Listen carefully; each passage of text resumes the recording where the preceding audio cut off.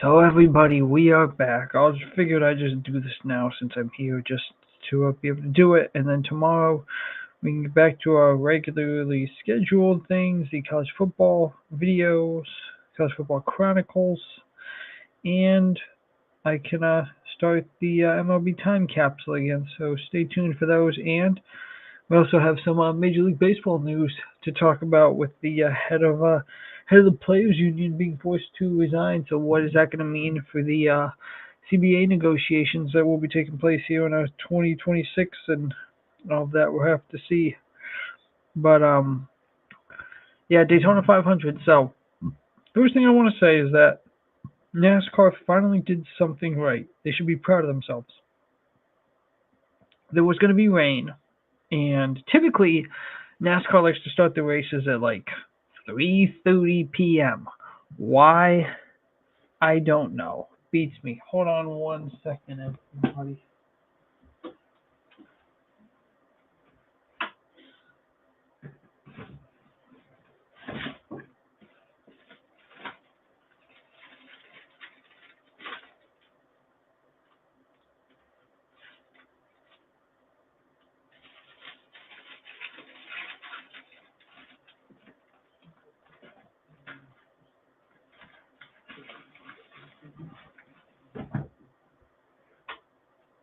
Sorry about that, everybody. I was just checking out something. So yeah, NASCAR has a penchant now for starting their races. They used to start them at like 12 o'clock back in the day or so. Um, they used to go racing at like noon, and now they start at 3:30 because oh my God, Fox wants ratings. Fox wants literally. Oh, let's see how many ratings we can get here by doing this race. Should have started the race at like two, but anyway, it was going to rain, so they moved the start time up an hour to get the race in. One of the smartest things NASCAR has done.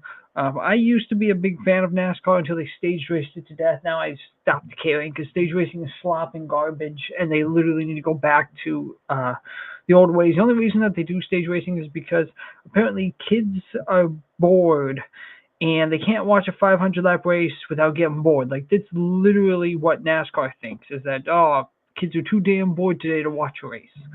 So anyway, it was interesting. Tyler Reddick won.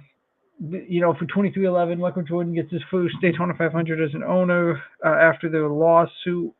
After their lawsuit against NASCAR, I'm surprised that NASCAR would let them win because how many times have we seen other drivers go up against NASCAR and NASCAR basically decides, well, you know what?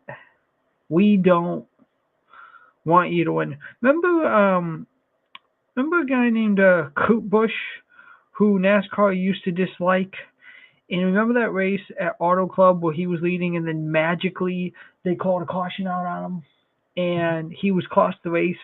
I'm surprised that NASCAR, allowed Tyler Reddick to win. I was thinking that they were going to penalize him or do what they had to do and come up with any possible way to say, well, 23-11 didn't really win the race. We're just going to give it to whoever we want because NASCAR plays favorites, and if you don't think that they play favorites, they do. They're not like a lot of these sports where they try to be unbiased. You can clearly tell, and it's blatantly obvious who NASCAR likes and who they don't.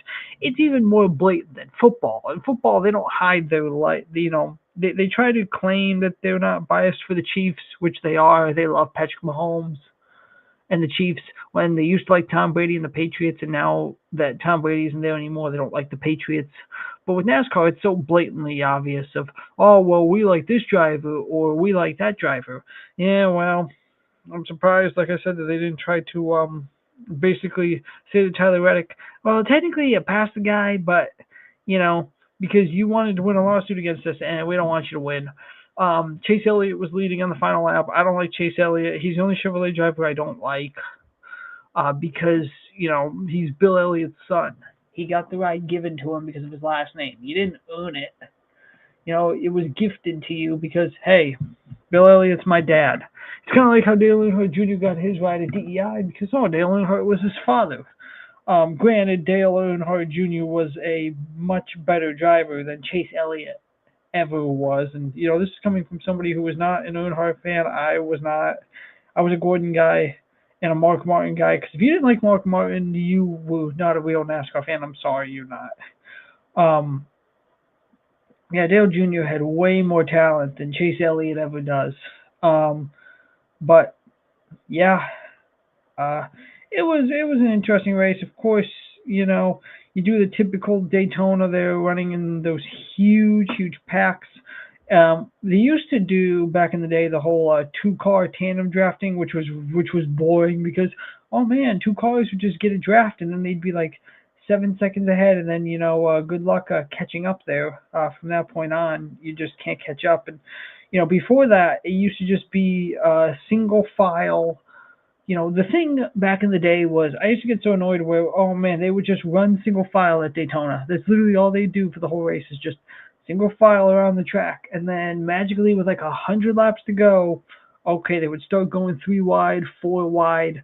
It sort of reverted back to that, but you can kind of tell with these new cars that they have that NASCAR's at least trying to make it not so blatant with that. But what do I know? You know, they brought back the chase, which is tolerable. I still don't like it because, again, why are we doing the chase format? We should go back to regular season points. But hey, I'm not NASCAR. Apparently, I don't know anything because oh man, well this guy doesn't know what makes us money. We do. Well, apparently NASCAR knows what makes them money. So, but yeah, Tyler Reddick won.